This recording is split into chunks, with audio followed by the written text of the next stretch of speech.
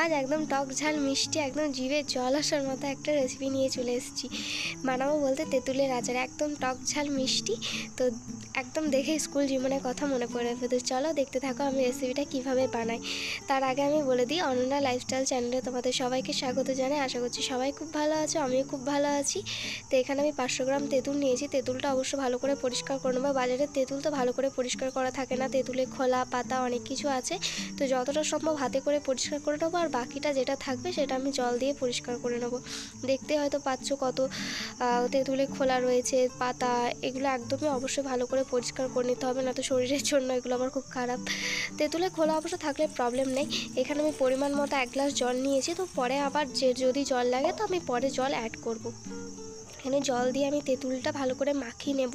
তার আগে আমি এখানে 2 চামচ লবণ আর 1 চামচ হলুদ অ্যাড করে দেবো। আমি যে হলুদ আর লবণটা ব্যবহার করব সেটা এখানেই দিয়ে দেবো। আর দিয়ে ভালো করে হাতটা পরিষ্কার করে চটকে ভালো করে তেঁতুলটা ঘষে তেঁতুলের ভেতরের শাঁসটা আমি বের করে নেব।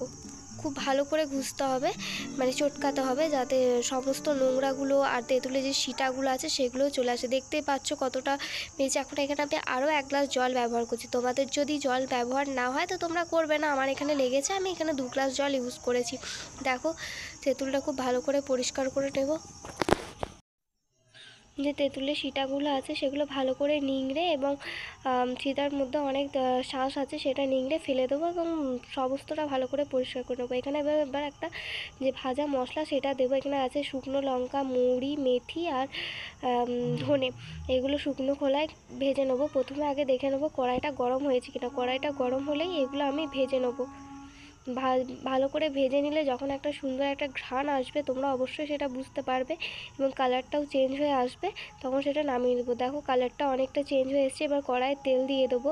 এবার তেলের মধ্যে সর্বপ্রথম দেবো 5 ফোড়ন।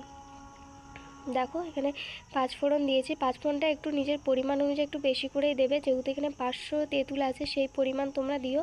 এখানে আমি প্রায় 1.5 চামচ 5 ফোড়ন দিয়েছি আর 2টো লঙ্কা দিয়েছি। তোমরা যদি ঝালটা একটু বেশি চাও তো সেই পরিমাণে ঝালটা তোমরা অবশ্যই আরও বেশি করে দিতে পারো। আমি এখানে 2টো শুকনো লঙ্কা দিয়েছি কারণ আমার গুঁড়ো মশলাতে লঙ্কা ছিল। এখানে এবার আমি যে তেঁতুলের শাঁসের পাল্পটা বের করেছি সেটা আমি দিয়ে দেবো। এখানে ক্যামেরাটা ঠিক করে দেখানো হয়নি, ক্যামেরার মধ্যে অনেক তেল ছিটাচ্ছিল, যেহেতু ওটা ফোড়ন ছিল, ফোড়নের পর দেওয়া হয়েছিল, তার জন্য এখানে আমি ভালো করে এটা নেড়ে নেব। যখন নাড়তে নাড়তে দেখবে অনেকটা জল সরে এসেছে আর এরকম একটা গাঢ় কালার হয়ে এসেছে, এই মুহূর্তে আমি এখানে গুড় দিয়ে দেবো। এখানে আমি 500 তেঁতুলের জন্য 500 গুড় ব্যবহার করেছি। অবশ্য গুড়টা ভালো গুড় নেওয়ার চেষ্টা করবে, গুড়টা যেন খারাপ না হয়। খারাপ গুড় হলে টেস্টটা একদমই নষ্ট হয়ে যাবে, একদমই ভালো লাগবে না। তো এখানে আমি 500 গুড় দিয়ে গুড়টার সাথে ভালো করে ফোটাতে থাকবো যতক্ষণে এটা একটু টান ধরে আসবে। দেখো এখানে অনেকটা টান ধরে এসেছে এবং এটা প্রচণ্ড ছিটকাচ্ছে। তোমরা যখন করবে একটু সাবধানে করবে, কারণ এটা যথেষ্ট মোটা হয়ে গেছে। গুড় তো একটু বেশিই ছিটকায়। এখানে আমি যে ভাজা মশলাটা নিয়েছিলাম সেটা আমি গুঁড়ো করে নিয়েছি, এখানে আমি লাস্টে সেটা দিয়ে দিয়েছি। তো এবার এটা নাড়তে নাড়তে একদম টাইট করে নেবো। দেখো আমার এটা রেডি হয়ে গেছে।